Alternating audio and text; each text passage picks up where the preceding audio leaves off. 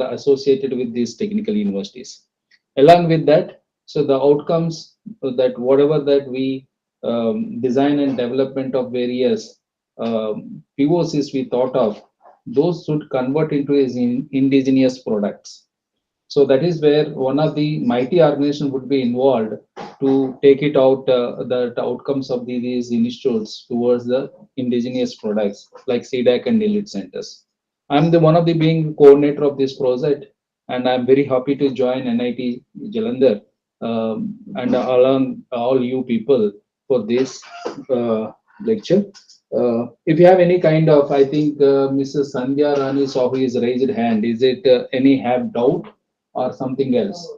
So, Miss Sandhya Rani, you wanted to ask something, or otherwise it's accidentally the hand was raised.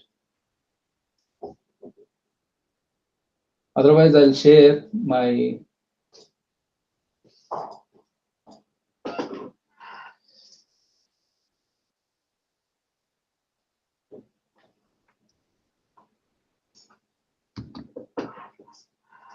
Just a minute.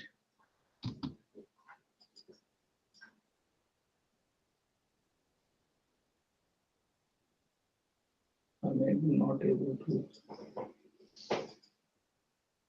Is it visible? Yes, sir. Yes, it is visible. So today we discuss about the various cybersecurity trends, what is happening in the last 1 year, so that how do we take care about ourselves. Maybe it is not research, because if you can understand these trends, you may thought or some kind of research towards what exactly you can do for such kind of issues, problems. So that is what my main agenda point for today's lecture. So you can understand what is happening last 1 year, what kind of trends are going on. Then accordingly you can take a your research or your thinking process towards the cybersecurity. Let's say the first example is the account takeover. So account takeover is considered as one of the more harmful way to access a user's account.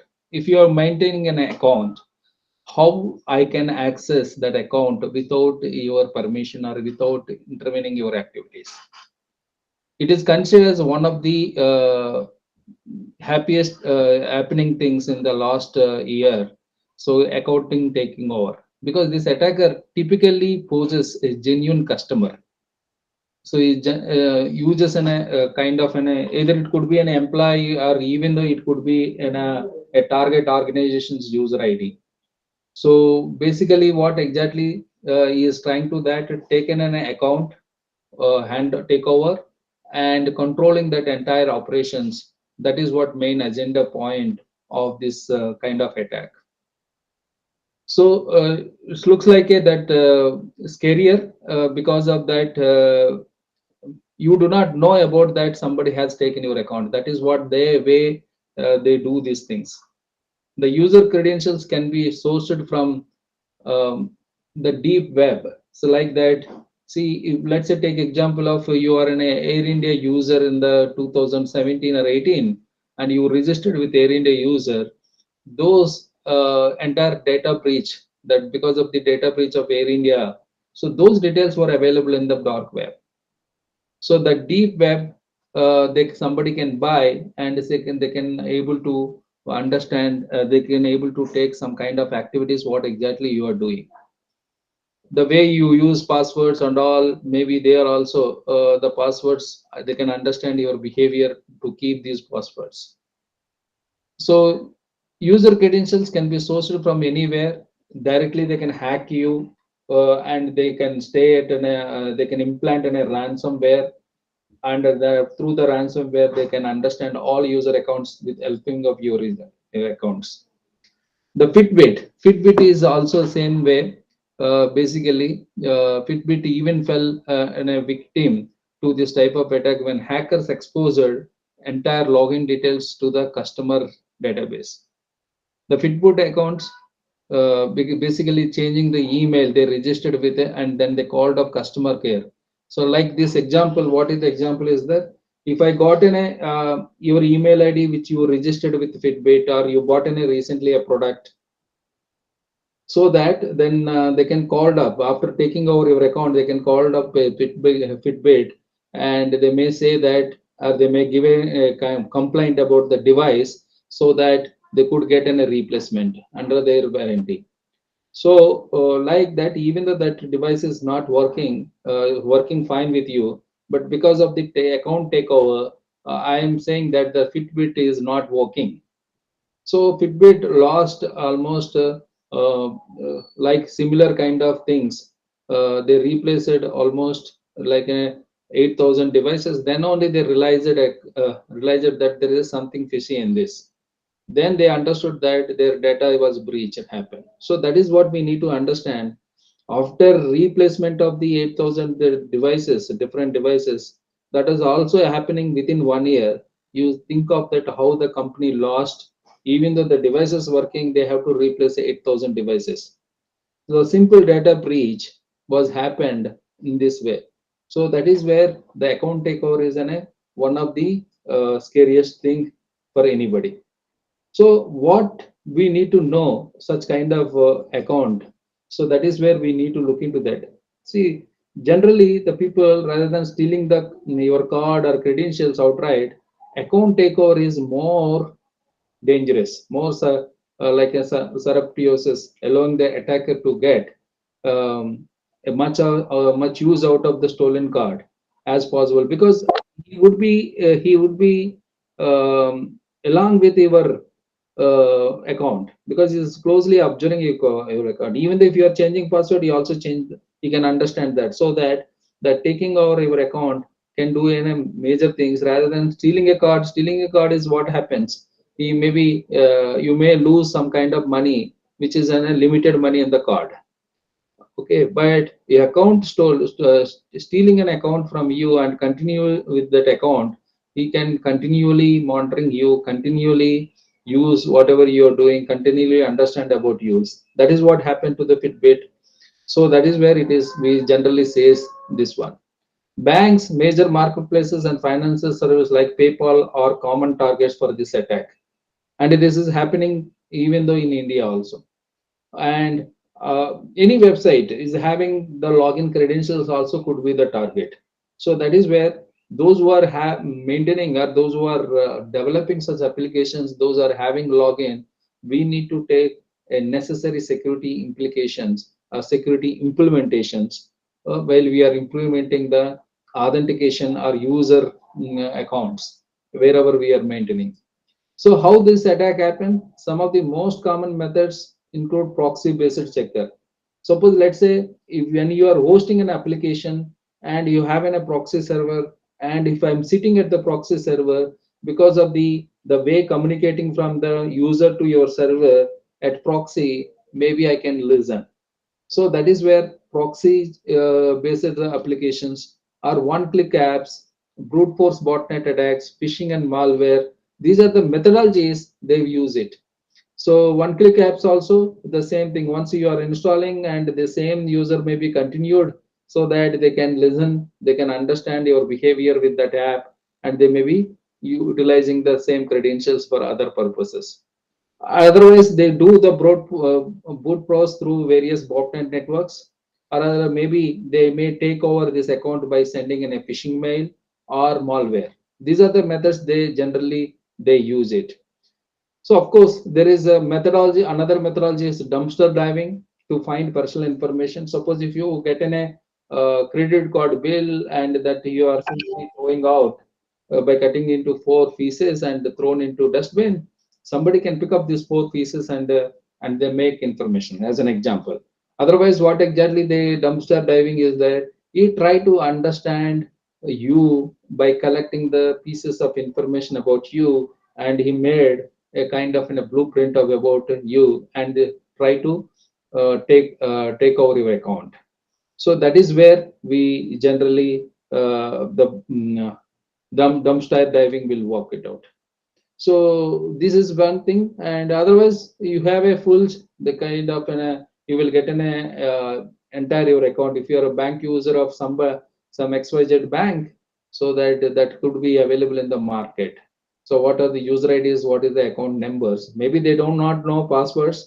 For the passwords, they again work on some kind of methodology, either botnet or brute force, phishing, malware, etc. Once the profile of the victim is purchased or built or got, the identity theft can use the information to defeat whatever that knowledge based authentication system.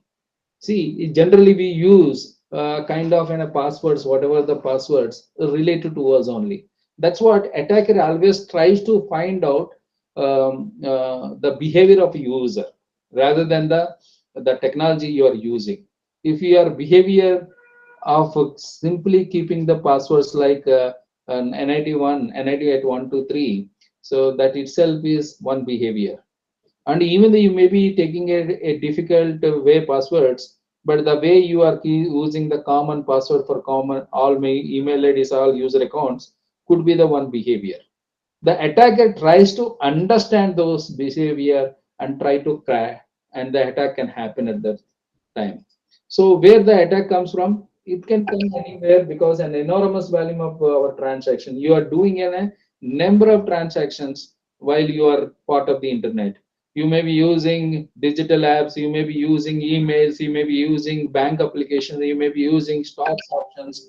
So you may be having a number of accounts, and it is very difficult to maintain as many as accounts, as many as passwords, so that your behavior would be the same behavior, the simple way to keep all the things.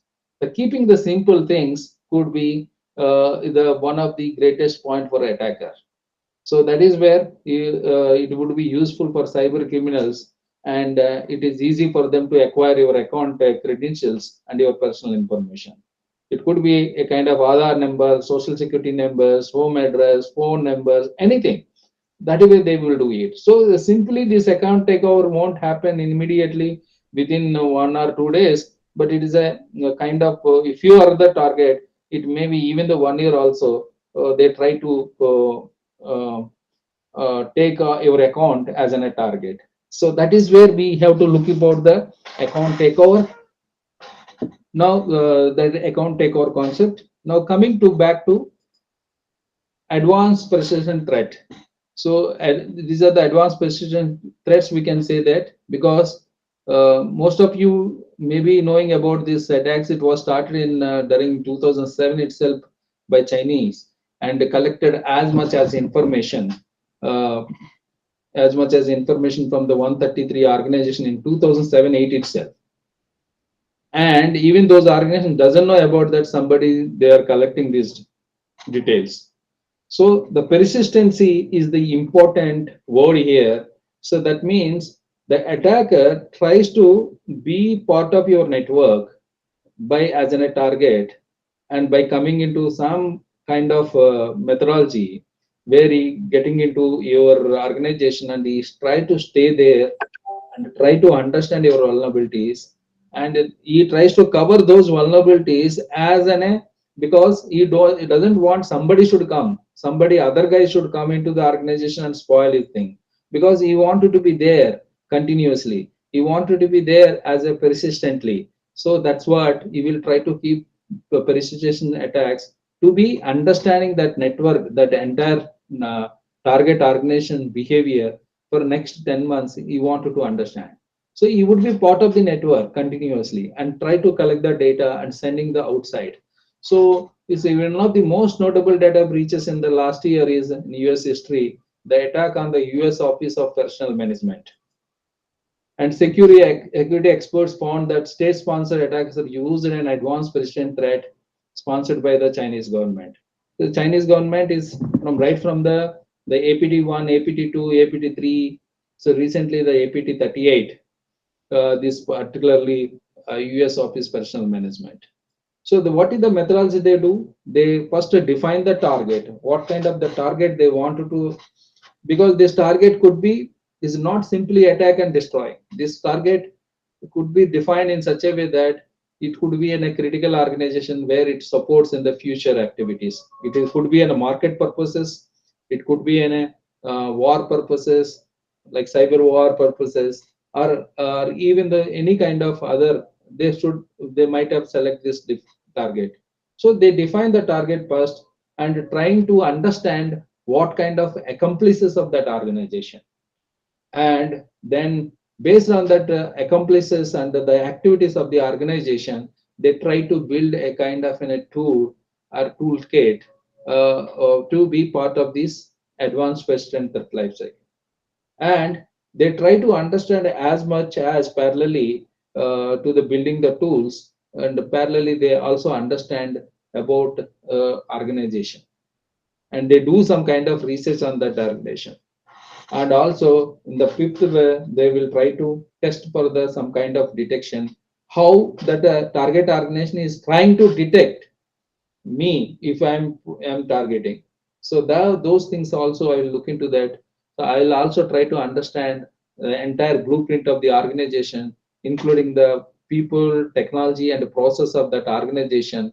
So because this three PPT model is very much important for any kind of organization security, the people, process, and technology. So until I understand what kind of people are there, what is the behavior is there, and what kind of process they were using, this process are they were implementing properly or not, and the technology is could be a firewalls, it could be intrusion detection system, it could be a monitoring solutions, whether they are using or not. These three are very much important when I'm targeting an advanced persistent threat, because if they are good in that the implementation of the cybersecurity process, and they were well knowledgeable cybersecurity people, and even the technologies they are using are protecting their data, it would be difficult for me to enter into that particular activity. So that's what I'll try to understand and test that. I do those kind of researches and test how they were detecting the things, and how I can detect the organization services. That is where then understanding, then I'll plan for the deployment. Once based on that past whatever I have done for research, if my deployment plan would be implemented through initial intrusion, then the second step is after intrusion, outbound connection initiated. See, getting inside is good. Once if we are going inside, it should not be like a Padma Viha. You should come back to the information, or you should forward the information. That's what outbound connection also I have to initiate. Not only getting inside, there should be some kind of data I should get it back. So that is where I am getting inside. So once if I inside, I have to take the monitor the data, monitoring data, then afterwards forward the data to my source where I target from. So that is where outbound connection is also important. Then once you are tested, then I try to build that expand access and obtain credentials. I may be having some normal users. I need to have a privileged access. So that's what I try to work on more on. And the ninth step, expand access and obtain credentials. Then strengthening the foothold. So once I getting into that, do I do for strengthening? See, because I am able to enter, means there could be a kind of uh, vulnerabilities are there, gap areas are there of the organization. If these gap areas known by somebody, those somebody also can come inside and he can stop me. So that is where without stopping that kind of vulnerabilities, I try to cover rather than the target organization, so that I'll take entire control, like what we discussed it the previously, that account takeover. Similarly, I am taking entire network, so I will control, I'll patch it so that no other second hacker would come into the my this organization. Then once this was strengthening the foothold, then explorate data is the second time. And once the data is transferred, the footprint should be removed. No, otherwise somebody has recruited as a security expert. Something happened. If they get the doubt, they will try to understand me through various logs and all. So wherever I entered, those logs would be deleted. So that is where covering the tracks and remain undetected step. So this way, that entire advanced data perimeter happens, and the attack and Office of Personal Management compromised over 4 million records, including information on current, former, and prospective federal government employees. That is what Chinese government is required.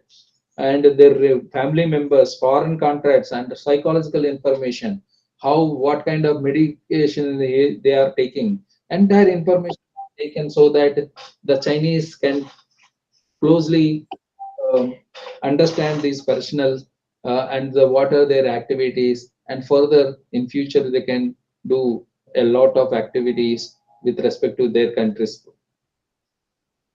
So what is that you need to know in advanced or persistent threat? In advanced persistent threat, it is highly advanced, as it say that word the advanced itself, and it is majorly covert based information, covert threat on a computer system or in your network. That does mean that an authorized user managed to break in and avoiding detecting by you and obtain information, whatever that information he required for his business or political or even the national interest. So that is where advanced precision interest, and basically this is the typically covered by um, criminals or national highly advanced tactics, including the fair amount of intelligence gathering to um, base,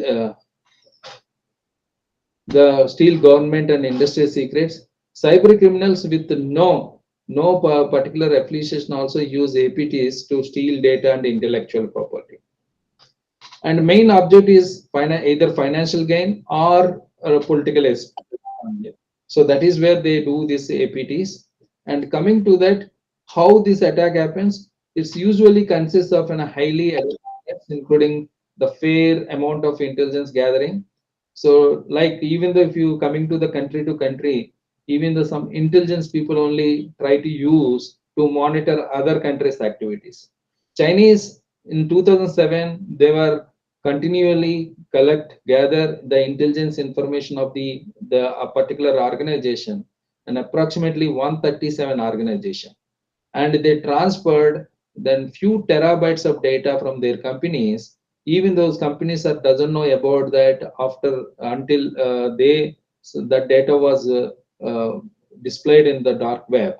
In see they collected in 2006 and 7, they were hosted in the dark web in 2009. So till 2009, they didn't know that their data was hacked. So that is where the 2 years time they are not able to know about their data leakage. So that way that APT works, and various methodologies are used to compromise the target and to maintain access, as we discussed. So there are 12 things we discussed. Each part having different methodologies and different tools. So that is where the you need to understand once you if you are fully wanted to understand the APTs. The most common plan of attack is to escalate from a single computer to an entire network. They try to come into the one place, then from then slowly they will increase their footholding and into entire organizations. APT hackers will also install backdoor programs. How they comes into one computer, maybe using a vulnerability and exploit, they may come into that.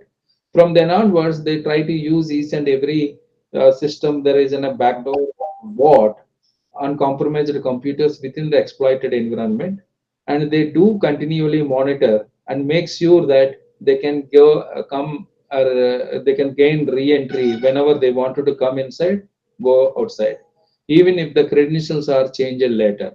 That is where they try to build these things. And where the attack comes from, see the where the most MPT groups are affiliated with, or agents, or governments of sovereign states, or and also it could also be a professional hacker working full time for the such kind of APT works.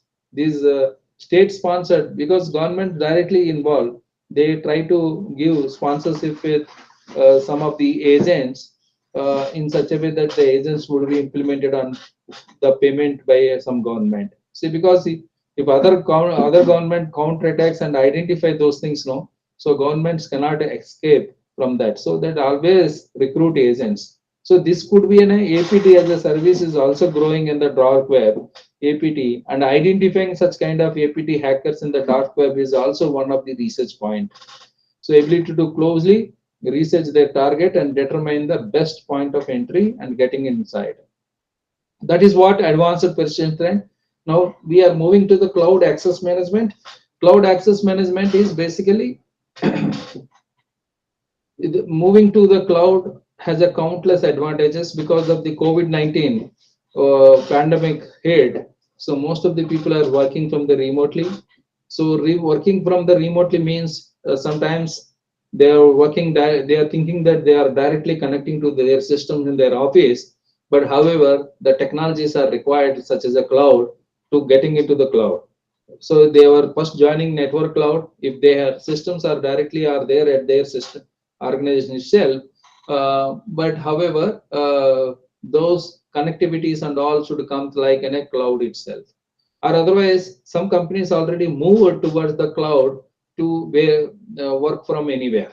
So that is where there are many advantages are there, from fostering collaboration to the allowing employees to work from almost anywhere in the world. The importance of the flexibility is flexibility is raised because of the COVID-19. But switching to a cloud-based service can carry a fair amount of risk. It could be from any human error also. So because of in the cloud environment, so user has to identify himself is whether right user is accessing or not. That itself will start like identity management is one of the. So most of the attacks are happening on identity management. During the last 1 year also, one of the this is also top 10 of the top 10 kind of attack. So wherever they're sitting, wherever the kind of what kind user, where different users, so there could be any rules will be established in the cloud. So to access either it is a web apps like is a VMs of your workstations, any kind of thing access. So that is slowly moving to the cloud. So that, but however, this access management is attacks on access is happening continuously. So because managing permissions for your organization has become increasingly important in order to avoid a cloud-based breach. See, when you are accessing in a system, one system for two or three members in the shift wise, like in the initial days, the major companies using only one system, but shift wise, 9 to 6, 6 to 2 o'clock, 2 o'clock into something like that. A, B, C shift, same system, same user uses. But user when using that access is through their user, still some of the files are can be accessible. Only they cannot access the desktop thing, but otherwise common folders or common drives they may access if you are not setting a right way the controls, or some, due to some misconfigurations, even the shift A employee can access shift C employee data. So basically that is where we need to know the access management. You should require an identity management and an respective access control mechanism. Access controls implementation is one of the important aspects for the cybersecurity, because the many attacks can happen, internal attacks can happen through access management itself. I'm having a normal user per name password. I don't have my manager's password, but we are both are part of the same network, same computer sometimes, so that I can easily take over if I'm putting some kind of efforts, how to take that user account, take over the account. So even though that extends to the cloud access management also. Am I right? So it's a non-existent security, and incorrectly configured security controls can easily jeopardize the security of your data. And of course, exposing your organization to unnecessary amount of risk, including significant damage to brand reputation. If you are hosting at my place and you have a good brand image, because of you don't have a physical infrastructure, you move to the cloud, and my cloud services are not good, I'm not able to give it, or somebody is putting as many as attacks on cloud infrastructure, your website also would be affected, your brand image also affect.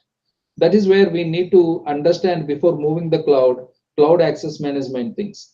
But these are the cloud access management attacks. Attacks on this cloud access are increased during the last year, so that a security implementations are should we need to evolve some kind of a tools or methodologies to control these attacks. How this attack happens? The attack usually happens because of the pure communication, the way you inform to the cloud provider what exactly you required.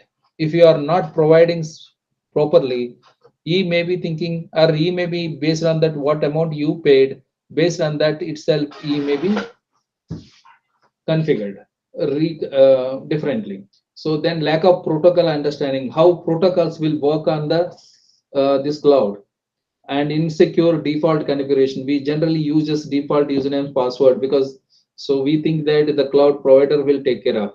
But once we are installing applications right from the operating system or the control of the organization itself, so that is where we these attacks are happening. Once the attacker exploits the vulnerability and gains a foothold on your cloud environment, he can leverage privileges to the access. Any kind of privilege he may get it.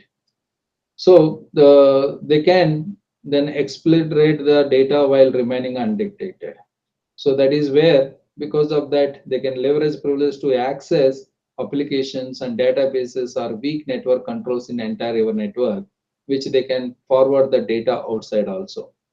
So where the attack comes from, the where the attack comes mismanagement or misconfiguration of the cloud environment is not considered as a malicious act. And of course, itself, as I mentioned, typically occurs due to human errors. This access management, you need a right manpower to implement it.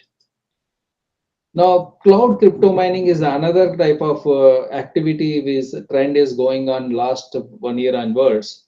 Because cloud crypto mining does not need gas to go, because no further information like in a Tesla for evidence, because the electric car maker fell victim to a cloud crypto mining. This Tesla was the target at the time when hackers took advantage of an insecure Kubernetes console.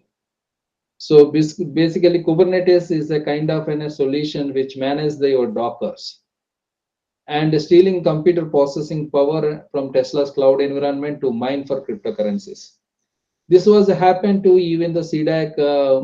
They were tried for CDAC uh, competing their teraflop computing itself in Mumbai also.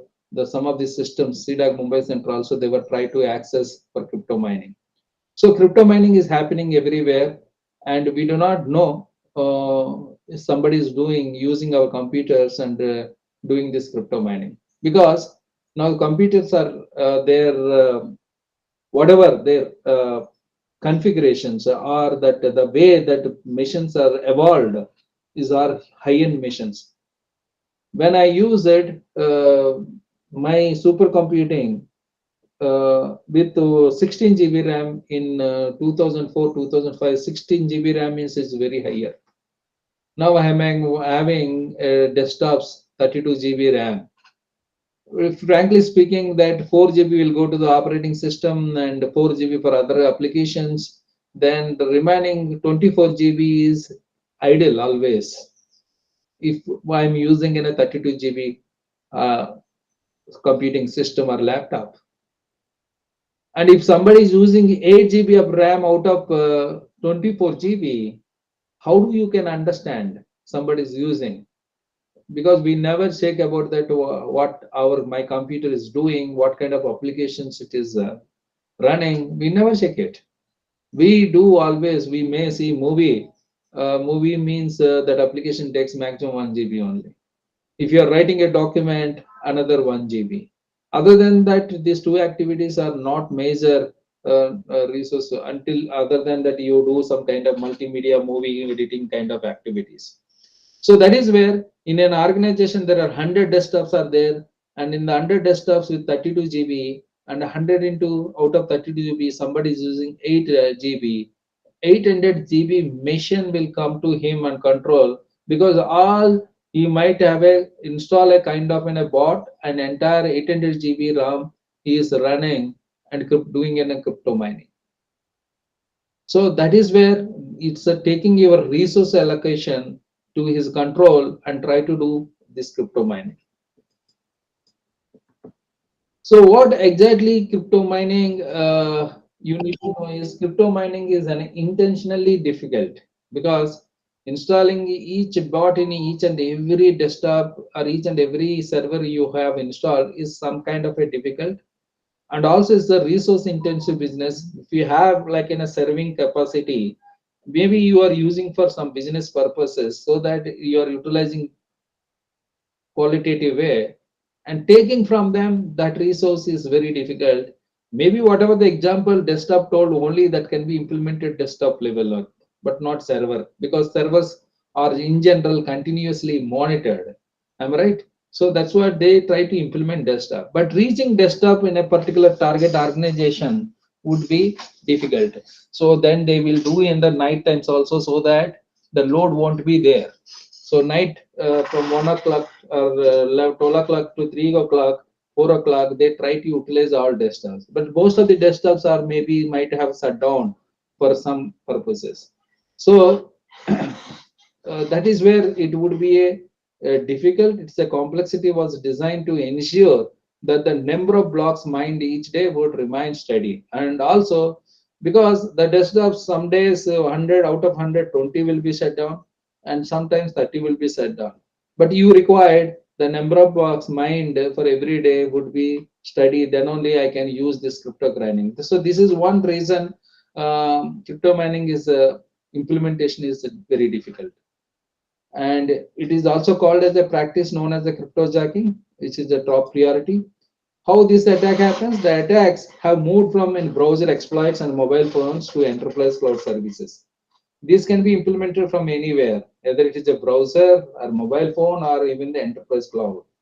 And of course, difficult to determine exactly how much you widespread the practice has become, since hackers continually evolve their ability to evade detection. See, running simply, doing this crypto mining simply is required a lot of avoid detection by himself, because if somebody is able to detect that is using, he would be getting into the problems. So that is why you wanted to always be aware that the detection mechanisms by that organization, and moderating the CPU uses and hiding the mining pool's IP addresses behind a free content delivered network are the other methodologies. When miners steal a cloud instance, often spinning up of hundreds of new instances, the cost can become astronomical for the account holder. So if you are using in the cloud somebody's account, so if you are running from his account a lot of resources utilization, so that the billing would be for him, whomever you have taken account take over, would be higher, so that he will come immediately, so that you cannot be stay there continuously.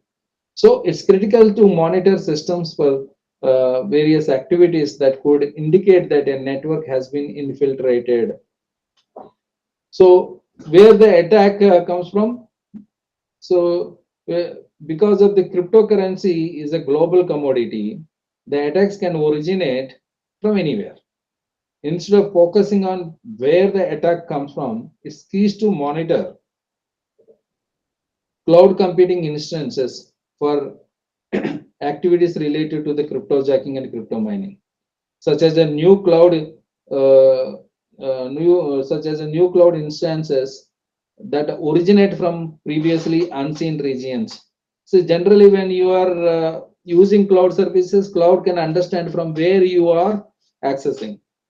Suppose let's say if my user account somebody is accessing from different region, so you should have a kind of a mechanism to understand that to control these attacks. So that is where new cloud instance that originate from previously unseen regions, users who launch an abnormally high number of instance.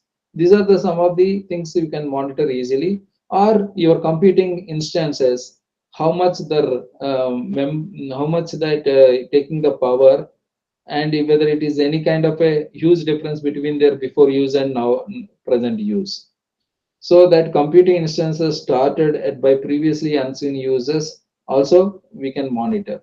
So this is where you also can check that whether your system is part of a continuously running system in your organization, part of crypto mining or not. Now, command and control is one of the first known takedown of a power grid from the cyber attack happened in December 23, 2015. Because if you look into that, this is the power attack has happened in 2015. It's not like that. Why power industry we are telling that there are nuclear plant attacks and nuclear attacks are happened well before in 2010-11. But when it is coming to the power organization, now in India also many organizations face such kind of breakdowns are continuously monitoring by Chinese and other companies, other state actors monitoring the activities of the power grids in India. But however, if you look about that, the first example, it is happened in December 2015. That was uh, detailed by this is wide paper was written this news at about 3:30 p.m. local time of uh, which where this was Ukraine. Ukraine, a worker inside the okay, this was name was very difficult to read. Prikropati Obelengo Control Center. This is a Prikropati Obelengo is basically is the power organization in Ukraine, and the one of the worker inside saw a mouse movement from the across the screen. It is moving from left to right, left to left, right without touching the mouse. That is where they got doubt, and was the ghostly cursor floated toward the digital controls of the circuit breakers at some substations and began taking them offline. So it is moving, and one another after one other the shutdowns, the particularly substations of that plant. Almost 30 substations subsequently went down, and 2,30,000 residents were forced to spend a cold evening in the dark in western Ukraine with the blistering low of 30 degrees Fahrenheit. That is what happens if somebody is mixed down, its impact would be higher. So what is that exactly we need to know about the command and control? A command and control attack is when hacker takes over your computer in order to send commands. That means, so he is able to command a computer to do some activity and also can control that activity by remotely. So it's a bot it was installed. Bots can be installed or some kind of virus program we can add. They can. One of the most important functions of this infrastructure is to establish servers that will communicate with implants and compromised endpoints. Generally, these attacks are called C2 attacks or CNC attacks, command and control attacks. So basically is what? The attacker performs reconnaissance activities. In the sense, what is the reconnaissance? Information gathering plus scanning activities. Generally, we called reconnaissance equal to information gathering plus scanning of a particular target is nothing but reconnaissance activities. And moving laterally across the network to gather sensitive data. So hackers may use this infrastructure to launch actual attacks. They may use your computer to attack other infrastructure rather than their direct attack. So they try to install bots each and everywhere, wherever that vulnerabilities they found, and they used some exploits and made them as in a bots. So that is where they will take over the command and control. Most hackers get a foothold in a system by phishing emails, then installing malware. They always send in a phishing email so that you click that email, so they can something they download it, and that through that the bots can be in this one. That this establishes a command and control channel that's used to proxy data between the compromised endpoint and the attacker.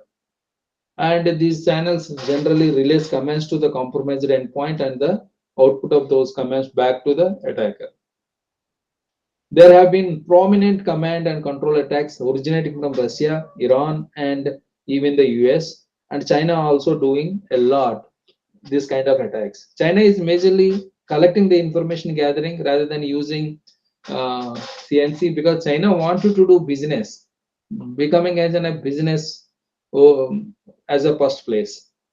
They don't take any kind of control. They try to collect the as much as information to understand your behavior towards that what you required. Based on that, they try to product, they produce as many as products based on your requirements.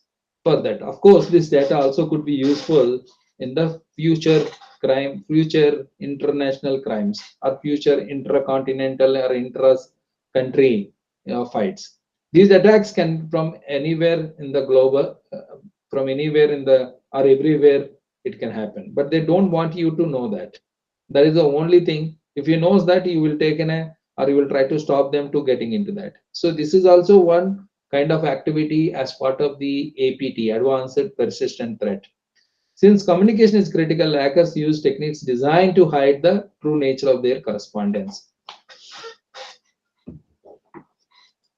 So DDoS attack, most people may be knowing about the DDoS attack. This is also one of the trend is happens generally, uh, because of the, if distributed denial of service attacks happened in 2018 against popular online code management GitHub.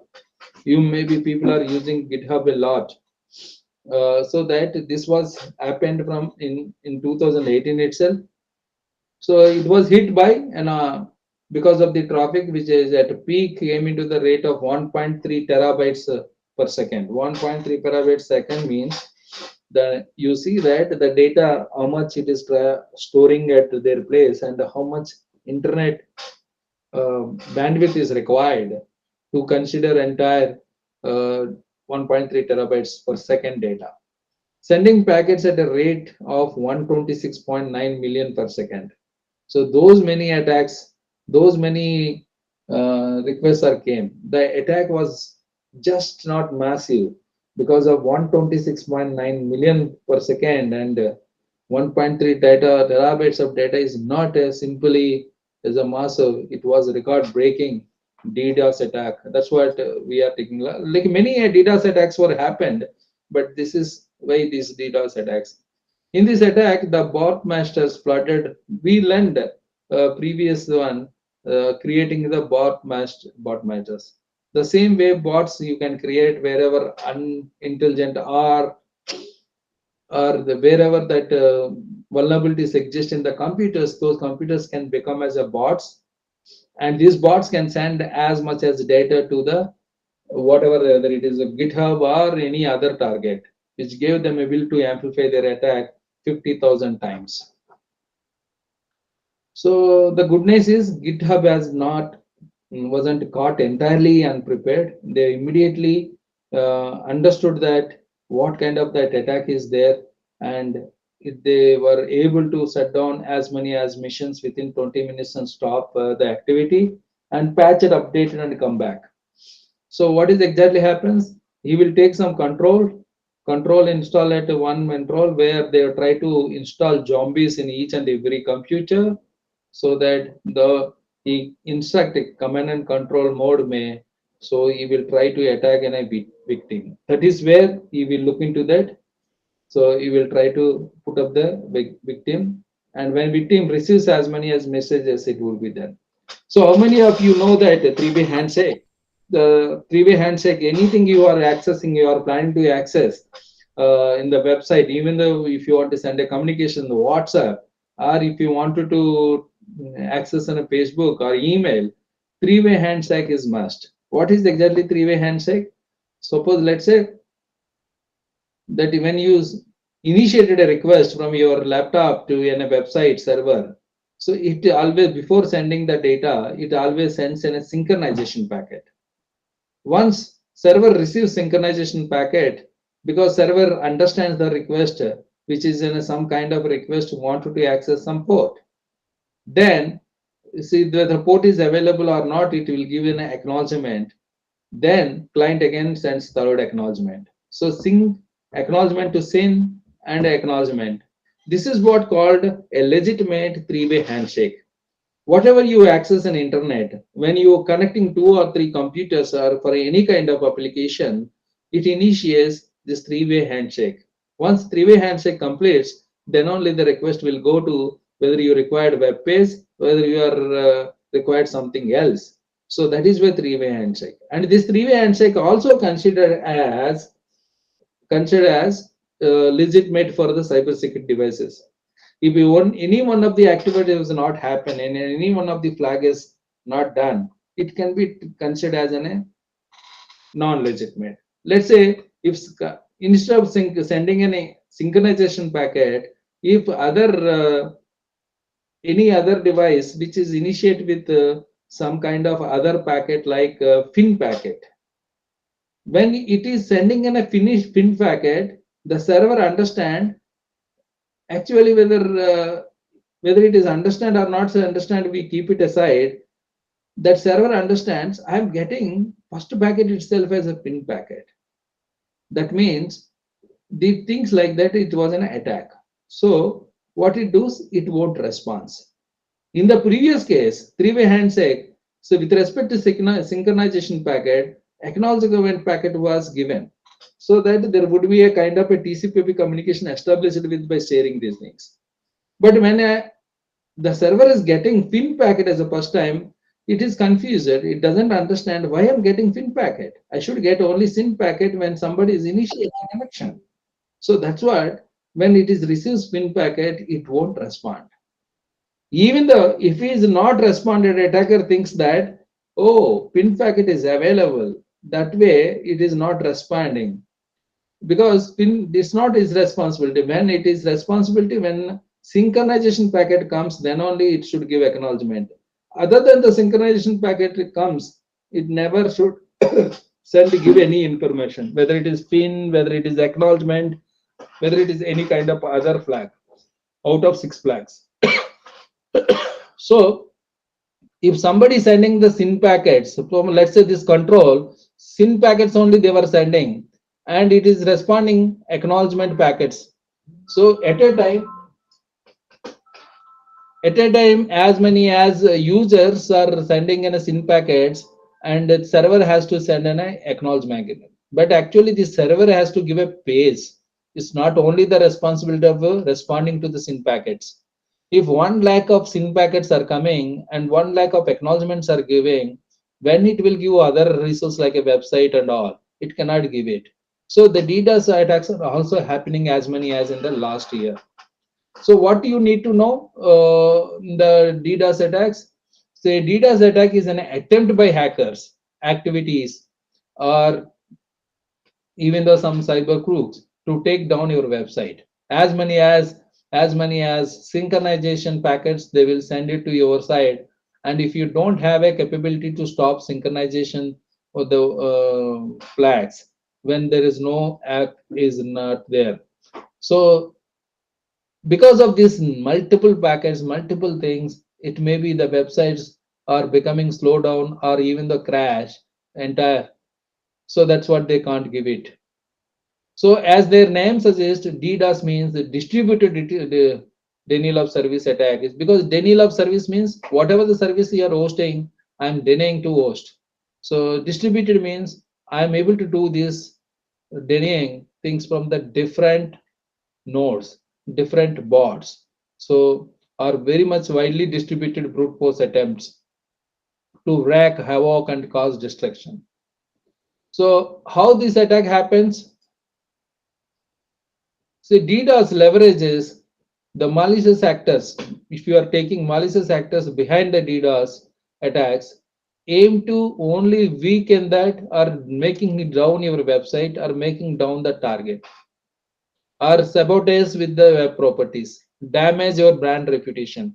And you and me are competitors, and I'm using DDoS attack on your website so that your website never gives the support to your customers. At the same time, I'm able to give this thing. That is where, for competition purpose, they can do that. They can damage your brand reputation and prompt for financial losses by preventing users from accessing your website.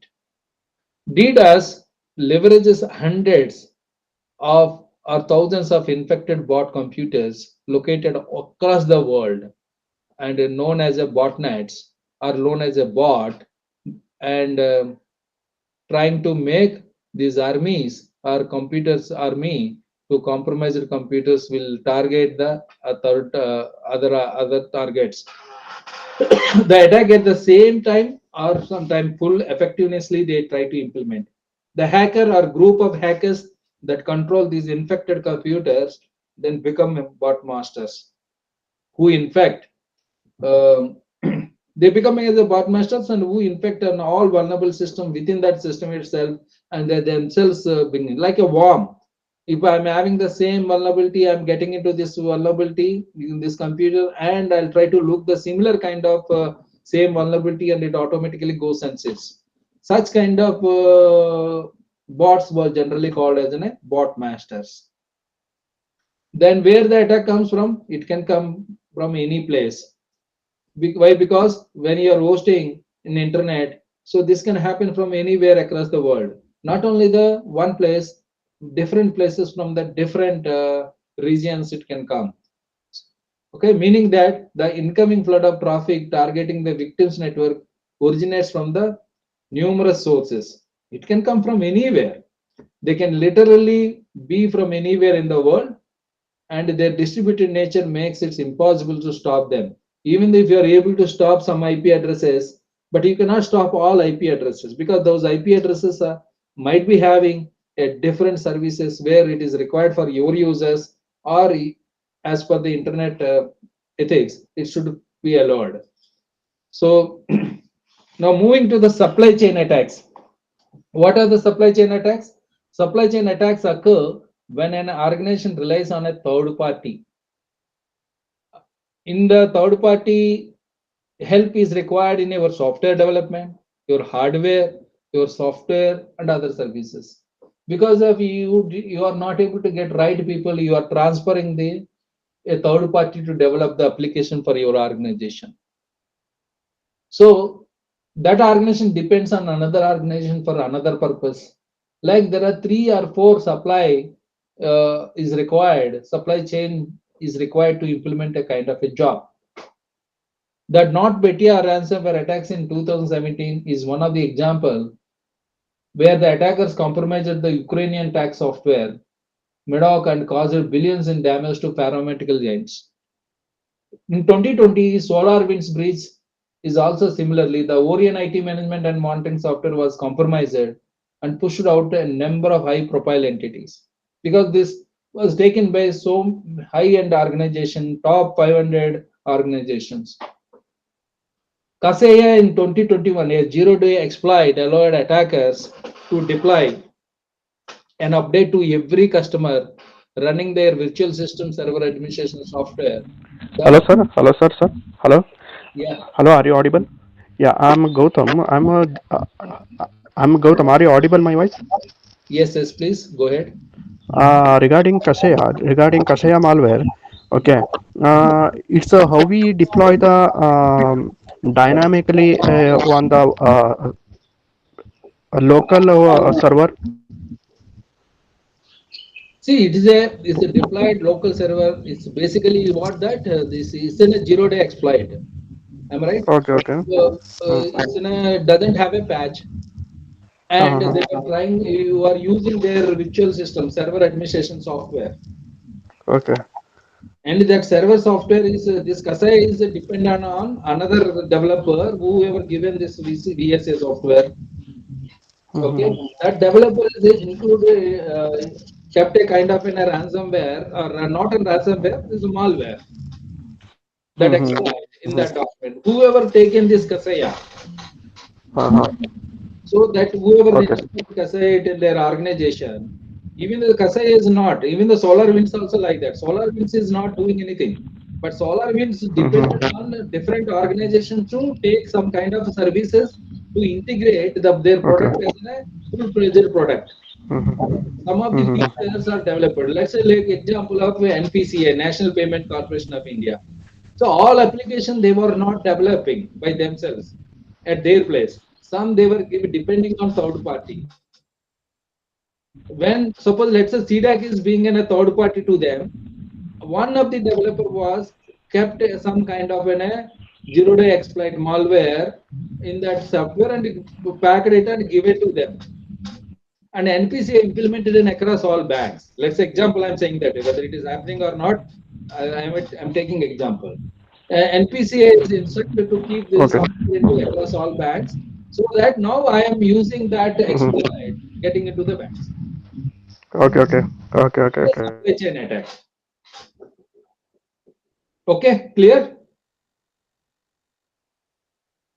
So the update was pure ransomware and it is encrypted in a large portion of Cassius VSA customer data. Sir, another one thing, and sir, another one thing. Based on what you survey, you show here three four attacks. Okay. On that, I asked the question. Hello. Yeah, yeah, please. The hackers go with the distributed DDoS attack. Okay, in a distributed DDoS attack, how will they take the how will I say that miners miners and a malicious node in the inside the DDoS network? No, once again, please repeat it. How hackers take the miners identification and the malicious node creation in the supply chain attack? See, the supply chain attack is one different kind of attack pattern, but DDoS attack is a different. DDoS attack, let's say DDoS attack, how these two related, I try to explain. Suppose in the same example, because of the NPC has taken CDAC as a, one of the developer, CDAC guy was Okay. implemented some kind of whatever that he kept some kind of exploit in the software development and he has a pack rated given to the NPCA. Now NPCA implemented the same software in one of the bank. Okay, that I know that.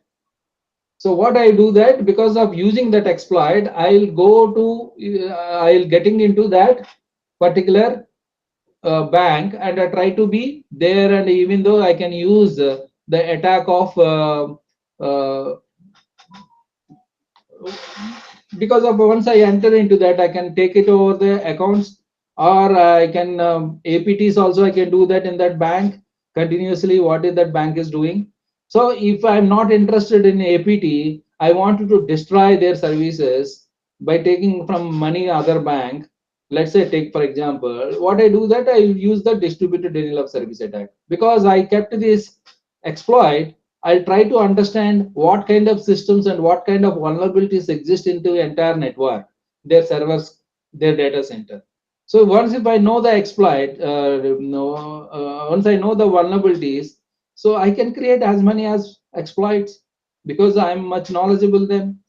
So I'll try to use it, or instead of those are not available because distributed denial of service attacks doesn't require any kind of exploits. Exploits are required only when you wanted to getting into the organization, inside of the organization. But you wanted to make your server down.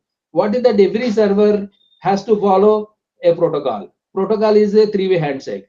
So three-way handshake is what when I sending an initiation of the synchronization packet, so that server should respond to acknowledgement. Am I right? So if I'm sending in a for general communication within any website, I'll send only once. I wanted to access your web page. This is my synchronization packet. Then server, yes, it is available. It will send it. So I'll send acknowledgement. Then data would be transferred. Page would be transferred. But here I don't want pace. I don't want pace. I wanted to make down your services. So what I do that instead of sending as many as because of I have a taken already one bank control, I'll install as many as bots wherever that vulnerabilities exist in that bank systems, and inside itself I will send it a number of attacks, number of SYN packets to the server, so server it will be automatically down. So I distributed. See, supply chain attack is getting into one system, getting into one organization. Then by utilizing once I getting into that, I may be using different kind of attacks. So these are all attacks are separate attacks depend on the situation you need to use, and you need to the attackers uses what kind of attack they wanted to do based on the available information and intelligence collected from their organization.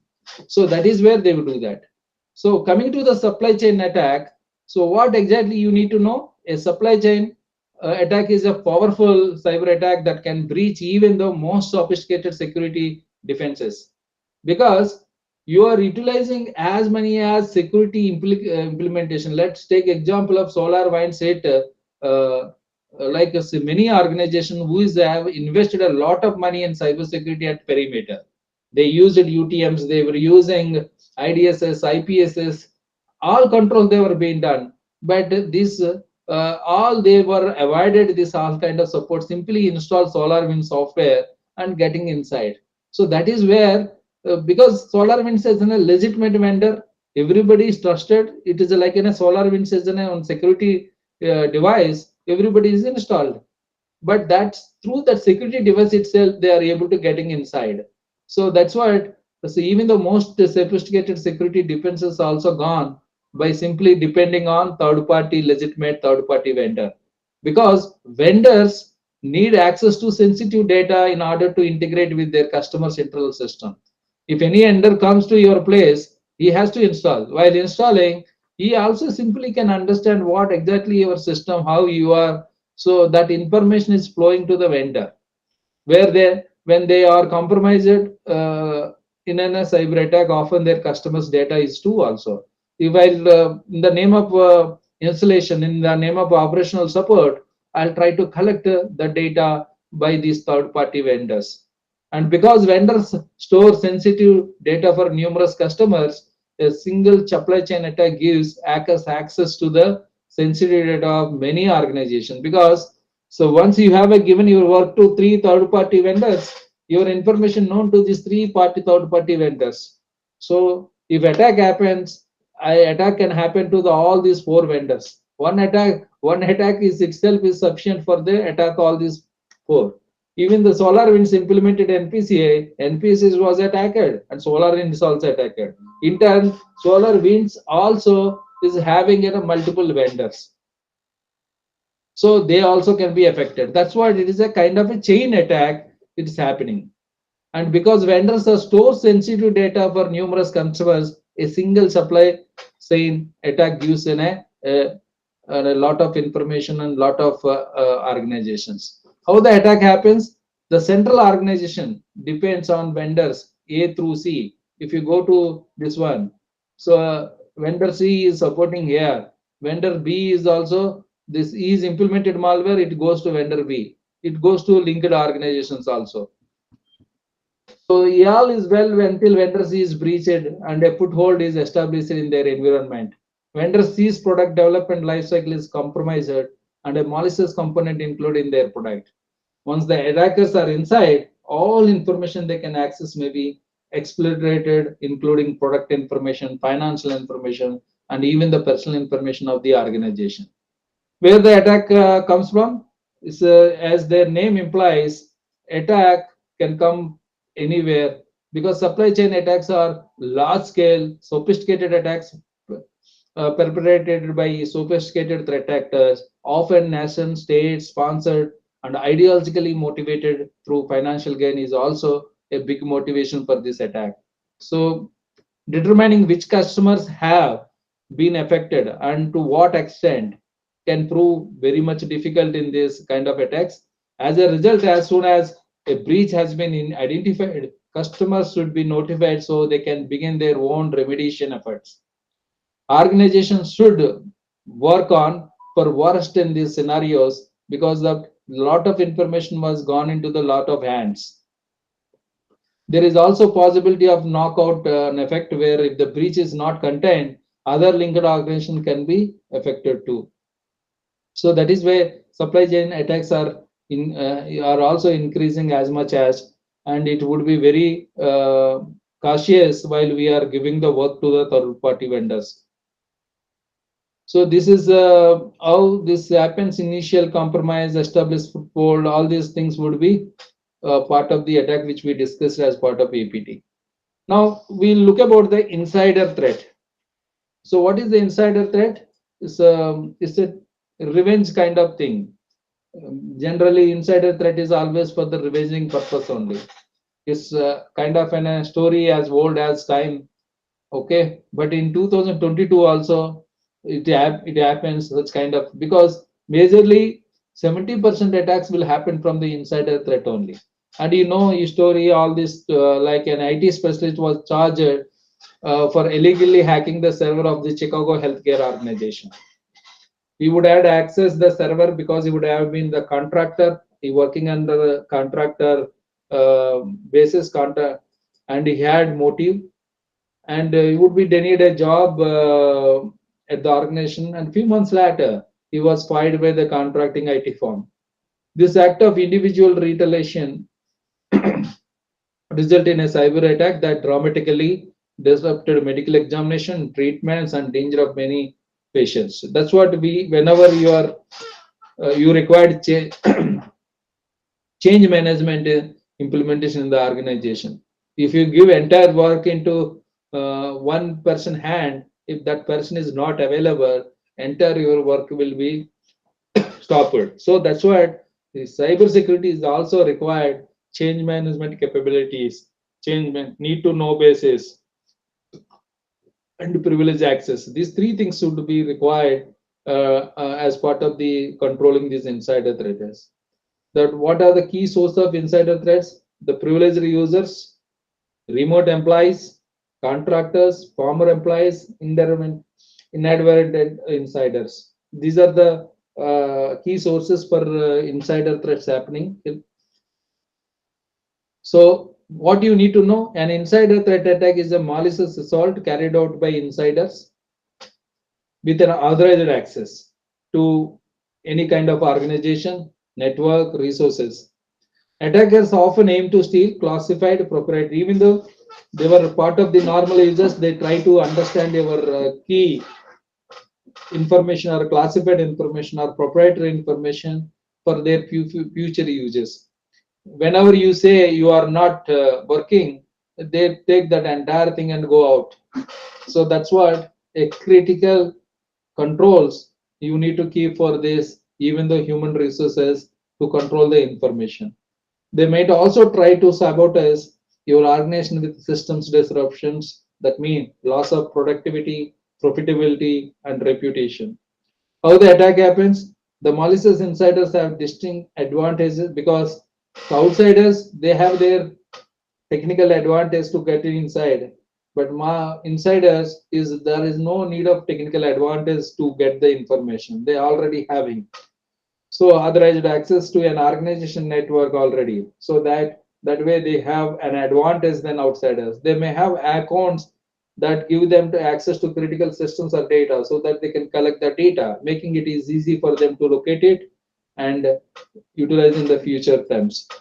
So where the attack comes from, inside attackers can be employees in the organization with bad intentions or cyber spies impersonating the contractors, third parties, remote workers, etc. They work autonomously or as part of the nation states, crime rings on behalf of the nation states also recruit some agents to getting into your organization and try to collect the data. Now IoT, IoMT threats, Internet of Things, Internet of Medical Things. These threats also increasing on every day, every basis. After a data leak exposed the personal information of 3,000 of users of Ring. Ring is a kind of a home security provider in US and UK, owned by Amazon itself. Hackers took advantage of the leak and hijacked video doorbells and smart cameras in people's homes. So Ring is the organization. So that way, see, there are now hackers are going to the homes also. In 2020, class law action lawsuit, dozens of people say they were subjected to harassment, threats, and blackmail through the Ring devices. So where whomever user using Ring, they were able to take photographs inside the videos and etc. And they were using those things too for blackmail harassment purposes. And researchers say that these documented attacks are just tip of the iceberg. Ring sold more than 1.4 million video doorbells in the 2020 itself. And Ring has since introduced end-to-end video encryption to help protect against future hacks. But with the increasing ubiquity of IoT devices, this won't be the last of these kinds of attacks. So basically, so increasing as many as, let's say take example of there are estimated of 13.1 billion connected IoT devices globally. That Internet of Medical Things are not considered in this part of, and it can increase up to 30 billion by 2020. That means everywhere you have a device. If you are sitting, how you are sitting, some devices can monitor you. If you are standing, some devices understanding that you are standing. That way, these devices are increasing in your life. So these devices often lack security infrastructure because of these devices are much tiny devices, much less memory, so that security would be is an extra burden for them to work on the with the tiny devices. And because of the no implementation of the security, it creates a glaring and as many as vulnerabilities in the network that exponentially grow the attack surface. Attacks delivered over IoT devices can include DDoS also. It can include, they can be utilized for ransomware. They can utilize it for social engineering threats also. So that is where we are moving with these devices. So day by day, these attacks threats can be increased. So how this attack can happen? Hackers and malicious nation states can exploit. If you look into that, if you are using IoT devices, let's say take example of CC cameras in your apartment. China is able to understand you, able to move, able to look about you that how you are behaving at your apartment. So for their business, their thing is business purposes, even though they have some kind of an agenda in future cyber crimes and wars against India. So if you are part of an CCTV monitoring, and China is maybe monitoring you also, rather than your apartment or your office. So they better monitoring you. They can see that. If you want to reset your CCTV box password, that should come from the China only for resetting. So that is where we are growing with these IoT devices. They can monitor users, steal intellectual property, classified or personal identifying data, and even other critical information. Once they infiltrate an IoT systems, hackers can also use their newly gained access for the lateral movement. So it may be used for their lateral movement. Attacks can come from anywhere in the world because China is able to see you means anybody can able to do that when you have a servers are at their place. But because many verticals such as the government, manufacturing, and healthcare are deploying this IT infrastructure without proper security implementation or protections, these systems are becoming as a targets for attackers. Even it can happen to the hostile nation states also, and even the other sophisticated cybercrime organizations. So that is where when we are moving with the electronics or cyber devices, we should have a kind of a cyber security mapping mind always. Think about that what kind of security, how my information is can reveal through these devices so that you can try to make those devices as much as better. Now we move to typo squatting. Typo squatting is a kind of one smart attack, which is basically the API, wrapper for the Roblox API, a function widely used in many gamers to automate interactions with the popular Roblox programming platform. It's a Roblox gaming platform, and through API, because it is using NoBlocks JS, the software also appears to be attaching a new crowd because most of the people are joining these things. And in 2021, hackers launched typo squatting attacks via the noblogs.js package by uploading confusingly similar packages. Let's say if you are accessing www.apple.com, So it look like a www.apple.com continuously. Like here it is shown as a www.aa.com. This would be shown as a www.aa.com. www.apple.com. So instead of apple.com, C would be dropping the one letter. That is one type of thing. Switching two letters, Facebook, FAAC instead of FACE, Facebook.com. Twitter, Twitter.com. You see that adding another I is in the title, doubling the characters. Using similar characters, Google.com. So Google or L1 versus, and pressing a wrong key, Costco.com. The Costco, KOSTCO.com, the C instead of C if you are pressing K. So that would be that. These are the way the typo squatting attacks would be done. Why they do this kind of cyber squatting? So this can be when you type it in a URL in that way and accessing that website, a malware can come from that itself is once you are opening those websites. See, accidentally one letter here and there, Facebook.com, when you type it, when that page, instead of Facebook, it is in a fake book website opens. Along the opening a website, there would be a download in your system, which could become as a malware also. So that is where these attacks are all many they are happening. They were creating similar websites like same websites, and you might be accessing those things and click those things and download some kind of a malware or bot information, bots. So what you need to know, typo squatting is a phishing attack where attackers take advantage of commonly misspelled domain names. If you are using Twitter, I'm using Twitter. When you access accidentally my thing, I'll try to make you download some kind of possibly download some kind of a file into your system where I can take over control your system. The guilty party is not actually looking to carry out an attack. I'm not looking at doing an attack. Accidentally, if you come, definitely I will. You would be part of my network. But instead, he is holding out hope that company, brand, or person will buy the domain of them.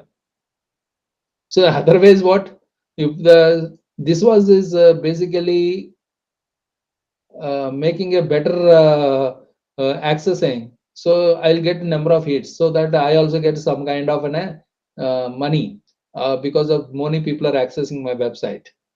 Or otherwise, that company, the competitive company may buy my website because of that. I'm also getting same hits what that company is getting the hits. So that is where also they will do not only the attacking, it is like in a earning some kind of money.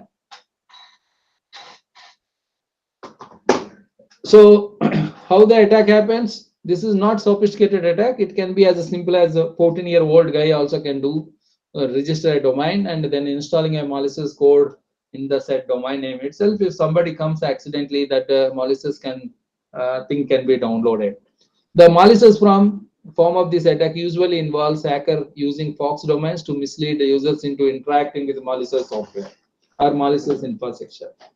Where the attack comes from, the origins of this attack are not as important as the target. It can do that equally that the popular websites, these websites can be hosted across the globe. The attack is usually aimed at unsophisticated internet users who won't notice that the URL of their favorite domain is a letter or two off. So for them, such kind of target users, this type of squatting would be much useful for attackers. And now look, but the routers, Cisco was the victim of the router in the last year, and this router implant dubbed Sinflu knock is in a malware was repeatedly found in 14 routers in 4 different countries. So we thought that the most of the attacker devices are with the malware only the operating systems, but even the routers are affected because routers are like configuring the software installed by offline and kept it load. But now people are able to identify the vulnerabilities and execute commands on the router software itself. The people are extending, the attackers extending their injections even though network devices. Otherwise, network devices more prone to the DDoS attacks, but now even the injection attacks also it would be possible. This is one of the new attack was last 2 years with respect to the routers infection. Sinful knock is a type of persistent malware that allows an attacker to gain control of an affected device and compromise its integrity with a modified Cisco IO software. They were able to modify the internet operating system of the Cisco itself. So mandate is one security company describes it as having. Mandate is the one company which is also told about in 2006 and 7 about that Chinese APTs. So it describes it as having a different modules enabled via the HTTP protocol, where the routers are accessed through HTTP protocol to their remotely. This malware can be implemented. Simple knock. So triggered by crafted TCP packets and sent to the devices. That is where they do. So what exactly you need to know about the router and the infrastructure security? The router implants have been rare. See, generally that's what I told. No, routers cannot injected by somebody because routers are configured offline and kept it in online. So bringing offline and implementing is only possible not in online because they mostly the read-only commands. However, recent vendor advisories indicate that they have been seen in the wild. The initial infection vector does not appear to leverage a zero-day vulnerability. It is believed that somebody is made it on their voice. Could you please stop it? It is believed that the credentials are either default or discovered by the attacker in order to install the backdoor. See, basically is that this could be happened. The people are thinking that because of the default username passwords are there, somebody is able to log in and infiltrate it through HTTPS protocol. So that is where you have to remove that all kinds of default things in the while you are hosting these routers at your organization. How this attack happens? Networking devices such as the routers and switches are often overlooked as the resources the attackers are leveraging to subvert the entire enterprises by getting into these routers. And they compromise the network devices and can obtain the direct access to the internal infrastructure also.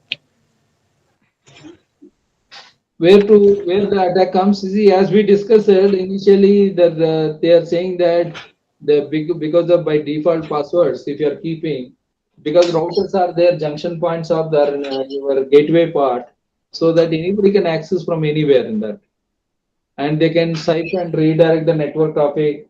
They can flash the your operating systems so that they can have implement their own rules, and even though they can implement cryptography, weekend cryptography algorithms, so decrypt your network traffic also. So these many things are there. So this can be done from anywhere. So the next type of attack is a ransomware as a service, and of course from the 2015, 16 onwards, this ransomware also increased a lot. And this is where you see that peddlers ransomware as service. So I am the person who is providing the service, but actually I am not doing this ransomware bar. I am having as much as peddlers, their operators, where they will try to do on behalf of me. And even though if you wanted to make it for some other members, you can also details would be kept as a secret. Then Yes, ma. You can leave. You can go for lunch. Afternoon, you will come or what? if somebody is asking something, hello. I will change. It's on Thursday or Friday. Anyhow, they will be coming. Okay. If somebody is asking some question, No, sir. talking about the attendance issue. They are not asking questions. Okay. The ransomware as a service is created for extortion. You know that these are the many attacks are happening nowadays. Even though, for example, you take it in Hyderabad, there is a central university, there is a police organization. Out of 1800 desktops, there are 400 desktops are affected in 2015-16. Why? Because they were changed all 1400 machines into new machines and patched very well. But the 400 old machines, they were not able to patch it. So once they were not patched, this ransomware was affected entire 400 machines. So that is where the patching is very much important while you are wanted to stop this ransomware attack. See, the author of the ransomware makes the software available to the customer called affiliates who use this software to hold people data sources with the little technical skill. See, WannaCry is also one of the largest RAS attack vectors to date with about 40,000 computers, 4 lakh computers across 150 countries. See, this basically is the server message block of Windows Microsoft. And if you are that vulnerability, if you are not covering, so that that eternal blue vulnerability exists, and there are patches are there. If patches are not updated, so they can become as victims of this ransomware. And a cyber attack exploit originally developed by the US National Security Agency, they did not alert Microsoft about these vulnerabilities and held on it to for more than 5 years before the breach forced the agency to come clean about the issue. So that is where 5 years they were played with this. So what exactly you need to know? So RAS is a business model between ransomware operators and affiliates in which affiliates to pay to launch ransomware attacks developed with operators. So one guy is not doing this. It's a kind of a network. And RAS kits allow affiliates lacking the skill or time to develop their own ransomware yet to be up and running quickly and affordably. RAS kit may include 24/7 for bundled up as use for you. See, among themselves also password. If your system is a well patched, they try to build some another patch to getting into your computer. That is where they were giving a source as a service, software as a service, uh, this ransomware as a service. Ransomware is an ever-present risk to enterprises, wherein an infected host encrypts entire business critical data. And if you wanted to come back, you have to pay the amount. And attackers deploy ransomware to enterprises through smear phishing campaigns and drive-by downloads, as well as tough traditional remote service-based exploitation. So similarly, they host a website by giving offer. If you click that website, the drive-by download thing can happen, and that ransomware related vulnerability exists in your computer would be affected with that ransomware. By the time if you are patched, then there is no effect. That's what it is strongly recommended. Sorry, you need to patch latest patches of the operating system and applications. So where the attack comes from? The attack can come from any relatively easy to use and very easy to find in the dark web. The services where they were widely advertised. This attack could come from any beginning hacker with the money to buy a kit, and he can use it on his targets.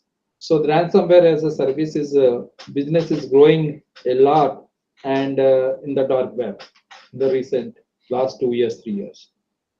Now pass the hash. What is the pass the hash attack? Attacker sends a connection request to your server, and server sends an authentication challenge.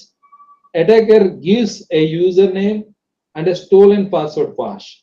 Hash is a kind of an which you use it for to support your user ID password. And server verifies the asset value and grants the permission. This is where the pass their hash attack will pass the attack as the attack will happen.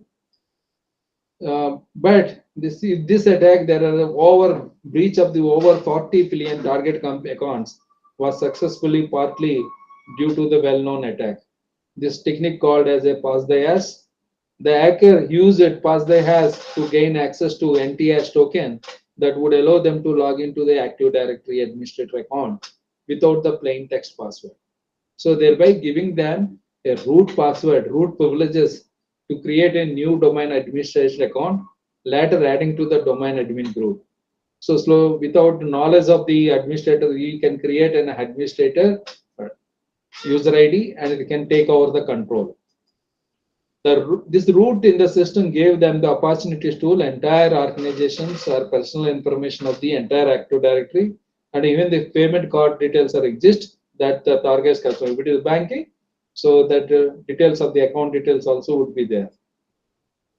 What you generally need? Pass the hash allows an attacker to authenticate user's password with the underlying NTLM or landman hash, because majorly these are the NTLM method only Windows uses instead of the associated plain text password. Once the hacker has a valid username along with their password hash values, they can easily get into the user accounts. Hashes replace the original password that they were generated from various resources. How the attack happens on systems using NTLM authentication, a user password or passphrase is never submitted in clear text. Instead, it's sent as an hash. If that hash, they will take it, then they can use this attack. Hash is in response to challenge response authentication scheme. That hash only they will try to collect it by infiltrating a malware and take the user account's control. When this happens, valid password hashes for the account being used are captured using a credential access technique. Where the attack comes from, this type of attack is more sophisticated than other methods and is usually executed by the highly organized, motivated threat groups with their sights set on a specific organization, because this is they are trying to targeting Active Directory kind of organization. Active Directory, if somebody using means the huge number of users are available in the organization, means that enterprises. So it required a skill and then a mind to political and financial gain. Now from the pass the hash attack, we will just move to wire attack. So this is what wire attack. Wire attack is the like a bank transaction where banks uses the most popular Swift kind of attack. Even though this case was happened into the Bangladesh Bank, Bank of Bangladesh, Bank of Bangladesh Bank, and the transaction happened between US Fed and Philippines banks. This happened in 2016, but they were continued. There are even though some kind of banks in India is also faces such kind of problems, but banks in India is never came into the public because that is only kind of a 10 crores of a maximum worth of money was transferred in some of the banks. So $3 bank accounts, RCBC, which is in Philippines, were opened with an initial deposit of $500 each. These accounts, which were later found to be fake, remained idle until February 4, 2016. So the account was created in May 15, 2015, but February 4, 2016, they were kept idle. And during the 2015 to January 2016, attack preparation was made. Access gaining, they created warm development. They also worked on some kind of social engineering. Then they moved in February 4, 2016, ordered 35 transfers worth of 951 million to be transferred to RCBC Jupiter branch. The Federal Reserve Bank did not execute 30 of the 35 transfers due to lack of details. That where that the Federal Bank is US is in between Federal Reserve Bank of that this one. After blocking these 30 transactions, the Fed tried to reach the Bangladesh Bank, but Friday, February 5 is a banking holiday in Bangladesh. Nobody answered. During the course of the weekend, the 4 transactions passed successfully and the money left the Fed to the routing banks between US Fed and RCBC. When the Bangladesh Bank finally reached the Fed Bank, it was too late. Tracking the orders, the Bangladesh Bank could raise them to RCBC and RCBC stopped payments orders.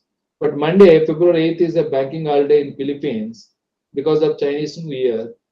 Despite the stop payment order, RCBC Jupiter branch still allowed withdrawals from the accounts. The stolen funds were transferred to money transfer company Pilgrim Services Corporation and converted into 81 million and delivered the money in cash tranches. From there, the money was laundered in Philippines casinos because of the Chinese New Year. So this is where that they were done. They were taken as many as transaction out of 35 orders, 951 million USD. Even the 30 are blocked by realizing because of the way they interact bank interactions with other banks. But because of the holidays, they were utilized and they were made it into the 58.15 million USD dollars into casinos. So this is where wire actor they use is commonly Swift software, Swift SWIFT, and the vulnerabilities they were created based on that were Swift and the social engineering and worm development.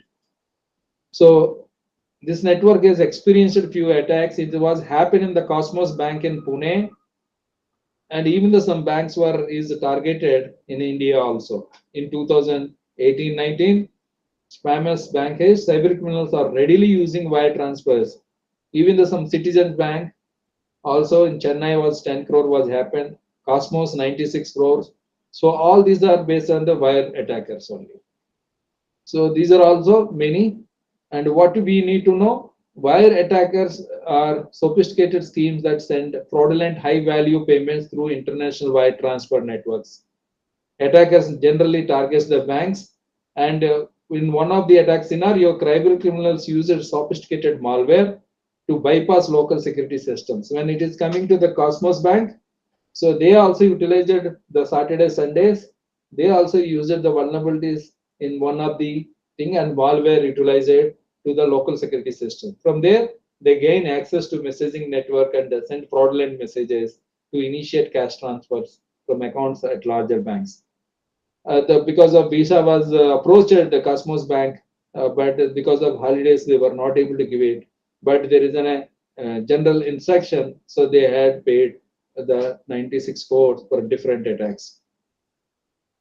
So where the attack come, it also can come. For example, APT38 and largest group, Lazarus group, have historically been behind wire attacks. These groups have necessary infrastructure and resource to successfully carry out complex and multi-facet assaults. They dedicatedly work for such kind of high-end attacks. So coming to the zero-day exploit. So what is that zero-day exploit? The vulnerability introduced, but exploit is released, but it cannot be until it is discovered, disclosed, and developers a fix, and the vendor releases a fix patches. And entire this time, this vulnerability is until that vendor releases patches, this is can be zero-day exploit. We can say that. So if somebody knows vulnerability and is able to use this vulnerability where with the patch is not available. Some vendors we may give the patch within 3 days. Some vendors will give patch 6 days. Some vendors will give 6 months and 1 year. So that is where that 3 days, 6 days, 6 months, 1 year is that vulnerability is called always zero-day vulnerability.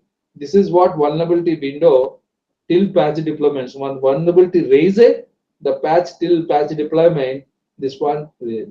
So exploit release it to attack signatures release it until this, until attack signatures release it, the patch would be difficult. So this patch and will can be deployed through these attack signatures, understanding signatures and anti signatures you have to write. So then only it can be patched. So until this time, exploit release it to attack signatures release it, that would be called as a zero-day attack. Introduction vulnerability to patching development tech, we called it as a vulnerability window. It is hardly surprising that number of zero-day flaws continues an upward trajectory because 2021 in 2019 there are 21 vulnerabilities, major zero-day vulnerabilities are available, that they become 21 to 25 in 2020, and in 21 it's 58, and 22 is more now 78 are there. So it is exponentially growing these zero-day vulnerabilities. So that is where in recent years hackers have used it working on zero-day attack threats to compromise Microsoft servers and install advanced spyware on smartphones. In August 2021, for example, a zero-day vulnerability known as a non-piper was found in the pneumatic tube systems. Pneumatic tube systems is an industrial control system used by hospitals to transport blood work, test samples, and medications. And if they change any kind of some result, it is very impact on the entire medical industry. So that is where these zero-day exploits will be there. So what a zero-day vulnerability is at the core is a flaw. We need to understand that is a vulnerability and a weakness within a piece of software or computer network that hackers take advantage. The term zero refers to the same day window in which these vulnerabilities are abused without any kind of patches. So coming to how this attack happens, it can happen once the vulnerability is exploited. Once there is an understanding of the vulnerability, if an exploit is created, so it can be implemented. Because for an attack, vulnerability, exploit, and a payload is required. Payload can be used any way different in email or some USB. The payload can be taken, but vulnerability and exploit is very much important. The nature of the vulnerability will affect how the attack is implemented. But zero-day attacks follow a pattern. First, the hacker scan the code base for vulnerabilities. Once they find the flaw, they create code that exploits the vulnerability. But how they will send this exploit to the remote system? That's what you require payload. And once they install exploit, they try to infiltrate and exploit the data. This prevalent technology has led to explosive growth of the zero-day attacks, and major the country state-sponsored organizations use these attacks to get the information from other countries. The constantly launched from anywhere, and recent reports have cited that the bulk of zero-day threats in 2021 were sourced to hacking groups in China. China is a major using, whether they develop exploits or not, but these zero-day exploits they were using majorly. So if you have any questions, you can. So participants, if you have any question, you can ask.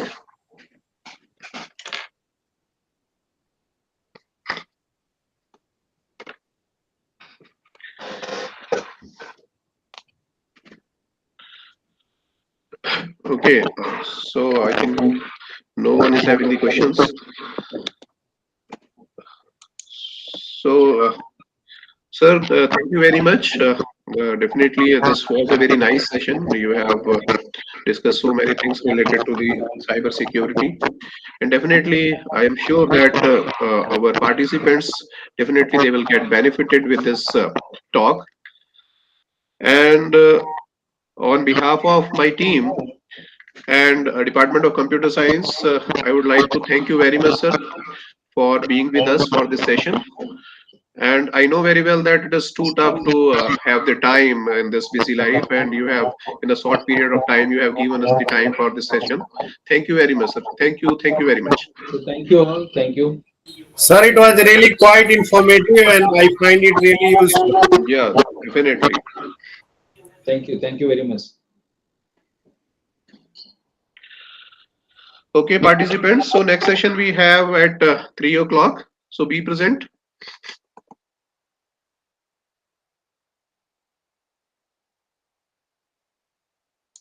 Okay, thank you for attending the session. Thank you very much.